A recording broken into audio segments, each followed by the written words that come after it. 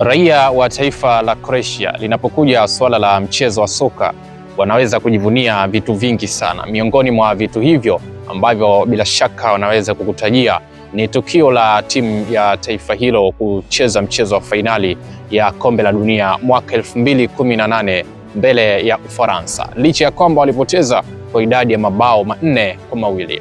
Lakini jambo kubwa zaidi ambalo bado linaendelea kuishi kwenye vichwa vyao na pengine milele na milele ni kwa nyota wa taifa hilo na nahodha wa timu ya taifa ya Croatia, Luka Modric, ambaye alifanikiwa kutwaa tuzo ya mwanasoka bora duniani kwa upande wa wanaume kwenye tuzo za Ballon d'Or mwaka 2018. Modric ni nani? Luka Modric alizaliwa Septemba 9 mwaka 1985 huko Zadar nchini Croatia, na mpaka hivi sasa tunapozungumza Modric ana umri wa miaka 39. Amecheza soka kwa mafanikio makubwa, lakini kisa ambacho watu wengi kinaweza kuwafunza wale wanaofuatilia mchezo wa soka, lakini hata kwenye maisha ya kawaida, amebeba historia. Amebeba kisa cha namna gani Luka Modric? Mwaka 2012 ikumbukwe ndio mwaka ambao Luka Modric alijiunga rasmi na klabu ya soka ya Real Madrid akitokea Tottenham Hotspur ya jijini London nchini Uingereza.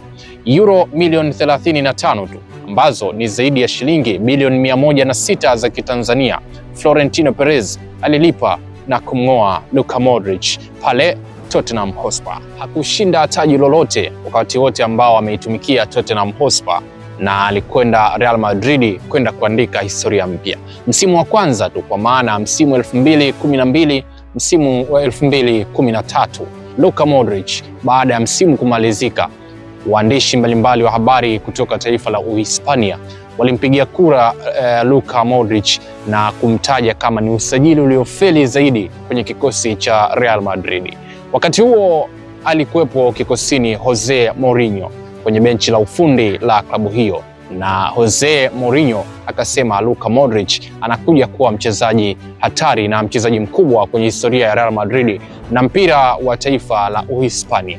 Real Madrid waliendelea kumtunza Luka Modric licha ya kuonesha kiwango kisichoridhisha kwenye msimu wake wa kwanza.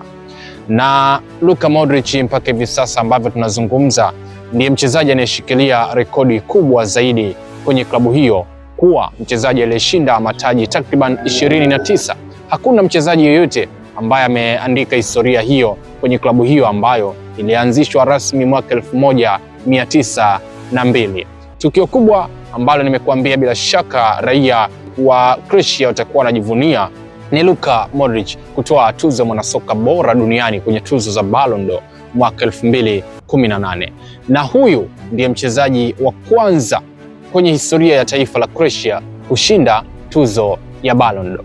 Labda akitokea mchezaji mwingine atakuwa ni wa pili, lakini huyu ndiye mchezaji wa kwanza kutoka kuwa mchezaji ambaye amefeli kwenye usajili na kuja kuwa shujaa wa mataji kwenye historia ya Real Madrid. Mataji 29 kibindoni, na huenda akaongeza mataji hayo, kwani Luka Modric atakuwa ni miongoni mwa wachezaji ambao watashiriki michuano ya kombe la dunia la vilabu itakayofanyika nchini Marekani. Hivyo kama Real Madrid watafanikiwa kutoa ubingwa huo, basi itakuwa ni taji lake la 30. Mimi ni Imam Shughulimali, nyuma ya kamera ni Frank Lushinge.